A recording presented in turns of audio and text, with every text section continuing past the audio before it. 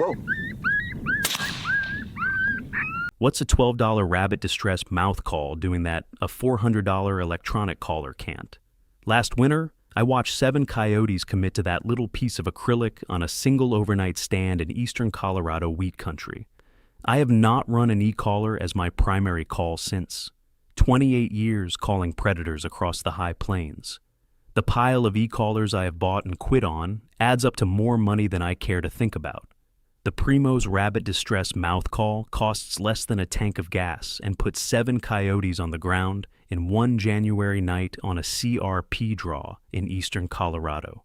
By the end of this video, you will know what 15 years of e-callers actually costs, why a piece of acrylic with a reed in it pulls dogs that ignore a $600 speaker, and exactly what happened on that CRP draw. Near the end, there is a finishing trick called the death rattle that makes a hung-up coyote at 200 yards run the last 100. The e-caller cannot do it. The $12 call can. The night was January 22nd, eastern Colorado, the kind of high plains wheat country where you can see the next county over from the bed of your truck. A cold front had blown through 20 hours earlier. The wind had laid down to nothing, and the moon was a sliver. Perfect conditions. What a buddy of mine who runs predator control on roughly 22,000 acres of ranch ground in West Texas calls a $400 night, meaning if you cannot kill dogs that night, you ought to sell your gear and take up bowling. I located 3 groups along the section roads before midnight. By 2 in the morning, I was set up on a CRP draw with my .22 2-250 and a pulsar thermal optic, the kind of sight that reads heat signatures instead of light. And I started a sequence on the Primo's Rabbit Distress. Inside 40 minutes, the first dog came into 80 yards, slightly less than the length of a football field. Centerfire chest shot through both lungs, what predator hunters call a double lung. He went down. I sat. 20 minutes later, 2 more came in, side by side from the same draw, working a parallel approach 100 yards apart. I took the lead dog first. The second one stopped at the shot, gave me 3 full seconds to settle, and dropped to a second round before he ever turned to run. Over the next 2 hours, I worked the same draw with the same call and killed 4 more, 2 singles and a pair, the pair within 90 seconds of each other, 7 by sunrise. The notebook entry from the morning is 1 line, 7 dogs, 1 draw, 1 call, no e-caller. That is not a typical night. The notebook also says I had killed 7 dogs total on 5 different stands going back 10 winters before that, all on e-callers. 7 dogs in one night on a $12 mouth call broke the streak. I have run that call as my primary tool ever since. The e-caller still rides in the truck. It comes out maybe twice a season now, and only on properties where I already know the dogs are naive. Why does it work? The mechanism is the oldest hardwired program in a coyote's nervous system, what biologists call the prey acquisition drive. A coyote hears an injured rabbit, and his brain runs a calculation that has been refined over hundreds of thousands of years. Calories available, risk of predation, distance to cover. He does not think this through. The math runs without him. When the calculation tips toward go, he moves. The Primo's Rabbit Distress mimics the high-pitched, irregular squall of a cottontail in serious trouble. Cottontails are the most calorie-dense prey item available across most of coyote range, eastern Colorado wheat country, Trans-Pecos brush country, Pennsylvania, Aggie fringe, and most ground in between. A coyote that hears that sound at 600 yards, more than a third of a mile, will at minimum stop what he is doing and listen. If conditions are right, he will commit. The piece most hunters miss is that the prey acquisition drive does not require a coyote to be hungry. He runs the calculation regardless. Even a fed dog will move on a distress call because the program is opportunistic. Skip the meal now, and you skip the meal forever, says the program. Run. That is why this call works in late winter when the dogs are starving, and also in October when they are fat. The trigger is the sound, not the appetite. A wildlife biologist on a Penn State predator research project once told me they had documented coyotes responding to distress calls within 4 minutes of finishing a full meal. 4 minutes. The drive does not turn off. Here is the part most hunters do not want to hear. A $400 electronic caller plays a recording. The recording was made once by a guy in a studio, edited for length, encoded into a digital file, compressed, and played back through a speaker that is at best decent and at worst tinny. The dog hears the artifact. Coyotes can detect the difference between a live sound and a played recording at close range, especially with newer dogs in pressured areas. Their hearing reaches frequencies up to 65,000 hertz, more than 3 times the upper range of a human ear. And the digital compression artifacts that we cannot perceive sit right in the band where coyote ears are most sensitive. They hear the speaker. The mouth call has none of that. It is air pushed across a reed by a human's lungs, modulated by hand position over the bell, varied in cadence by the call he is watching the dog respond to. The sound is alive. The cadence is irregular because lungs run out of air at irregular intervals. The pitch shifts because mouth shape shifts. No 2 squalls are the same, which is exactly how a real cottontail sounds when something is killing it. The piece of acrylic with a reed in it does not care that it costs less than dinner for 2. It produces a more biologically accurate sound than the speaker that costs the price of a used 4-wheeler. I am not the first guy to figure this out. I am just the latest one to admit it after spending more on electronic gear than I ought to. The forum guys at Predator Masters have been documenting this in stand-by-stand comparison threads for over a decade. The data has been there. The problem is admitting you fell for the marketing. The technique on the Primo's rabbit distress is simpler than the box says it is. You do not bite down on the call. You let it rest between your lips. Air pressure does most of the work. Start with 3 to 4 short, sharp squalls, what predator hunters call the opening distress sequence, the sound of a rabbit caught and panicking. Pause for 10 seconds. Hit 3 more. Pause for 30 seconds. The pause is doing as much work as the squall is, because that is when the dog moves toward the sound. After the second sequence, drop the volume by half. The dog is closer now, and you do not need volume. You need realism. After the third sequence, what most callers screw up, you go silent for 2 full minutes. Watch your downwind side. A dog that was 400 yards out, 4 football fields end to end, is now somewhere inside that ring and trying to circle to your downwind. The silence makes him commit. He thinks the rabbit collapsed. The body is on the ground. The window to grab it is closing. He breaks cover. That is when most kills happen. The single biggest mistake I see hunters make with mouth calls is calling for too long. 3 short sequences across roughly 20 minutes, with discipline on the silences, will outproduce 40 straight minutes of non-stop calling every time. The dog is not deaf. He heard you the first time. Stop calling and let his program run. One more thing on cadence. Vary the length of each squall within a sequence. A real cottontail does not produce identical screams. The first squall might run 3 seconds, the next one 2, the next one a half second cut off. The irregularity is the point. If your sequence sounds the same twice, you have already lost the dog that has heard a real rabbit die. Real death is messy. Make your call messy. Let me give you the math on what 15 years of e-collars actually costs. A premium electronic collar runs roughly $400 new. Hunters who take it seriously upgrade every 3 years because the technology improves, the speakers get better, and last year's model gets retired to the truck floor. 15 years, 5 upgrade cycles, $400 each. That is $2,000 in collars alone. Add a remote, $80. Fresh batteries every season run another $30 a year. Across 15 years, that is $450. In batteries you would not have spent on a mouth call that needs no power. The foam-lined hard case so the cold weather does not kill it costs $60. The spare speaker for when the original blows out is $120. The aftermarket sound packs you bought because the factory sounds got stale, $40 a year, another $600 across the career. The tripod stand to mount the speaker higher off the ground because the marketing said height mattered, $90. We are at $3,400 over a hunting career. And that is not counting the time you spent watching YouTube videos trying to figure out which sound on the preset library actually works. The mouth-blown Primo's Rabbit Distress costs $12. It lasts indefinitely if you do not chew it or step on it. Bring 2 spares in case. Total cost, over a 15-year career, $36. That is not a typo. $36. Nobody told you because the e-collar companies do not sell mouth calls. There is no margin in $12 acrylic with a reed. There is enormous margin in a $400 speaker box with 60 preloaded sequences and a remote that talks to your phone. The marketing budget paid for the assumption that more expensive equals better. The dogs do not read marketing material. The dogs respond to sound. The sound matters.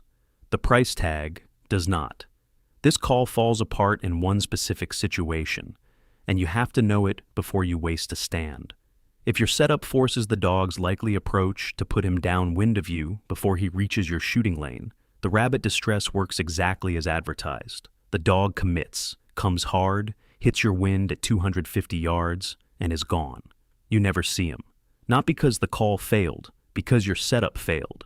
A coyote will almost always circle to verify scent before the final approach, what predator hunters call working the downwind. If the cover layout means he has to pass through your scent cone before he gets within rifle range, no calling is going to fix that. The fix is to set up so your wind blows toward an open field or a barrier the dog cannot use. Hedgerow, fence line, water, anything. The downwind approach lane has to either pass through your shooting zone or be blocked entirely. Same wind principle I covered in the stand setup video.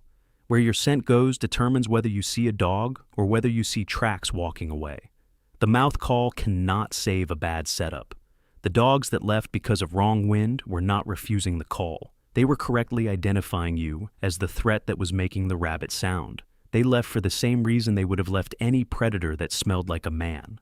The call is the bait. The setup is the hook. Both have to be right. Everything in this video, plus 60 more field-tested techniques, is in the Coyote Hunter's Bible from Dead Wind Company. 229 pages of coyote behavior, science, scent control, stand placement, calling sequences, breeding season tactics, and educated coyote techniques with a quick reference card you can take to the stand. Link in the description below, QR code on screen. I know what some of you are thinking. Real coyote hunters use e-collars because they have 100 sounds programmed and you can run any species, any stage of distress, any pup vocal you want. That is true. The variety is real. But variety is not the same as effectiveness, and most professional control hunters I have talked to use 3 sounds in rotation across their entire career. Cottontail distress, jackrabbit distress, pup distress. The 100 sounds in your e-collar include 40 different rabbit variations because rabbits work, 15 rodent sounds because rodents work in specific regions, and 40 other sounds that exist because somebody at the call company thought a fawn bleat or a coyote pair fight might pull a dog now and then. They do sometimes. But in the average winter on the average property, the cottontail distress kills more dogs than every other sound combined. The mouth call gives you the one sound that matters in a form the dog cannot pattern. The e-collar gives you 99 sounds you do not need, and one sound you do, played in a way the dog has heard before from the last hunter who walked through. The educated dog is real. Pressured ground is real. The mouth call addresses both because it is impossible to play the same exact call twice in a row, even if you tried. Lungs do not loop. Reeds do not have firmware. The instrument is biological. So is the dog you are calling. The other pushback I hear is that mouth calls take practice while an e-collar is plug and play. That is also true. Practice on a Primo's rabbit distress takes about 1 hour in your truck on the way to a stand. After that, the muscle memory is permanent. Compare that to the lifetime of waiting for batteries to charge, remotes to pair with phones, and firmware updates to install on a $400 speaker that still loses connection in cold weather. The mouth call works at 20 below. The mouth call works when your truck battery dies. The mouth call works. Every coyote hunter watching this has had the same moment. You are sitting on your e-collar, a sound is running on a 30-second loop, and you watch a coyote at 250 yards stop dead, head up, ears forward. He listens. Then he turns and trots away. You sat there and watched it happen. You blamed the wind. You blamed the cover. You did not consider that the dog heard the loop reset and the speaker artifact and the unnatural cadence and made a decision based on 20,000 years of evolved suspicion. Coyotes that survive to age 3 on hunted ground do so because they distrust sounds that do not move and do not change. The e-collar plays a fixed file. The mouth call breathes. I held this against the e-collar for a long time before I admitted it out loud. The reason I held it back is what every man who spent serious money on a piece of gear holds back. Saying the gear was wrong feels like saying I was wrong. I bought my first e-collar in the early 2000s when the technology was new, and I bought into the marketing that claimed the digital fidelity matched a live mouth call. The truth is, the gear is fine for what it is. It just is not as good as a piece of acrylic the size of my thumb. That is humbling. It also moves dogs. Once I made peace with the math, the kills stopped feeling like luck and started feeling like a system that worked because the biology was on my side. I went from killing maybe 12 to 15 dogs a season in my e-collar years to numbers I will not put on camera because they sound like exaggeration. The notebook does not exaggerate. There is a wrinkle that matters. The mouth call advantage is biggest on pressured ground, the kind of property that has been hunted by other guys before you got there. On a naive ranch in eastern Wyoming sagebrush flats, where the dogs have not been called to in 2 seasons, an e-collar will work as well as a mouth call because the dogs have no learned avoidance. The Primo's Rabbit Distress and the $400 speaker pull about the same response on naive dogs because the dogs have no comparison. They have not heard a recorded loop. They have not been shot at on the back end of a programmed sequence. They are running the prey acquisition drive cold. Where the gap opens up is on pressured public ground, on private leases that get hunted hard every winter, on agricultural fringes where every neighbor has a thermal and a 30-day off-season passion project. Those dogs hear something. They run it through their database of sounds they have heard before. If it matches, they leave. The mouth call does not match. It is a fresh signature every time. That is why the gap shows up most where the dogs are hardest to kill. The flip side is on a naive property, you can run anything and they come. So if your ground is fresh, the mouth call is roughly equal. If your ground is hammered, it is the difference between a tag and a long drive home with cold coffee. Most American hunting ground is somewhere in the middle, more pressured than not, and getting more pressured every year as predator hunting grows. The mouth call advantage compounds over time as more hunters work the same ground. The dogs that survive get smarter. Your call has to get smarter with them. A live mouth-blown reed gets smarter every season because you do. A recorded file does not. Quick note before we go further. The mouth call itself is legal in every state for predator hunting. No exceptions I am aware of. The e-collar it is replacing is a different story. A handful of states regulate or restrict electronic calls for predators. And night hunting laws for coyotes are wide open in Texas and most of the South, while parts of New England and the upper Midwest run the other direction entirely. A 2-minute check on your state wildlife agency website before you head out is worth more than any piece of gear in this video. Think about the cost math for a second. $2,200 in e-collars across a hunting career. $36 in mouth calls. The difference is enough to buy a quality bolt-action rifle in .22-250, a Vortex scope, and a year of Hornady VMAX ammunition, or 2 paid hunting trips out west, or 1,000 miles of fuel chasing dogs across the high plains. The industry has been quietly extracting that money from hunters who assume more expensive must mean more effective, when the dogs were telling them the opposite the whole time. The dogs do not lie. The dogs vote with their feet. The mouth call moves dogs. The e-collar moves dogs sometimes. The price tag is the only thing that scales reliably with what you were told the gear can do. Think about what else your $2,000 could have bought, and whether the dogs you killed on a $400 speaker were dogs you would have killed on a $12 mouth call anyway. This is the trick I told you about at the start, the death rattle. The one a buddy of mine who runs predator control across roughly 22,000 acres of West Texas ranch ground showed me 10 years ago over a tailgate at 4 in the morning. He pulled out a Primo's Rabbit Distress, blew 3 normal squalls, then dropped his volume to almost nothing, and made a sound I had never heard before, wet and broken, with a gurgle at the bottom of it. The sound of a rabbit whose lungs are filling with blood. 20 seconds of slow, decreasing, irregular gasps. Then nothing. He looked at me and said, "That is what you do when a dog hangs up at 200 yards, the length of 2 football fields end to end, and will not commit." I tested it that winter on the next 12 hung-up dogs I ran into. 8 of them broke cover and came inside rifle range during or immediately after the death rattle. 3 more came partially. 1 left. 8 out of 12 is not scientific, but it convinced me. The reason it works comes back to the prey acquisition drive math. A hung-up dog has heard the rabbit. He has done the calculation. He is balanced on the edge between commit and leave. The death rattle tips the calculation. The rabbit is dying. The window is closing. If he does not commit now, the calories are gone forever. The program runs, and he moves.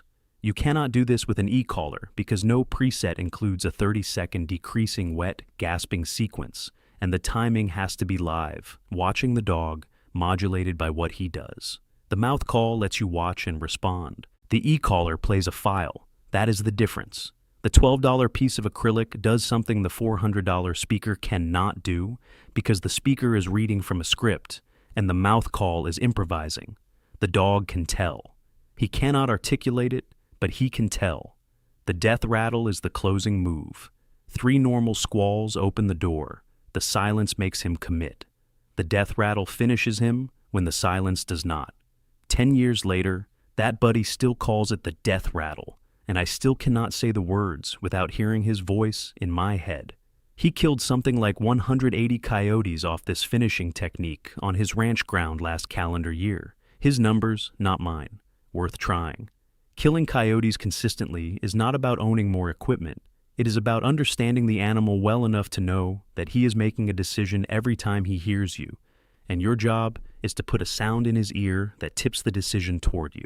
The $12 mouth call does that better than this $400 e-collar because the sound is alive and the cadence cannot be patterned.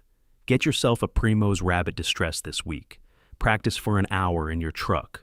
Run it on your next stand. The dogs will tell you the rest. This is Deadwind Company. Next time we are getting into the breeding season, whole sequence that pulls in resident pairs when nothing else will.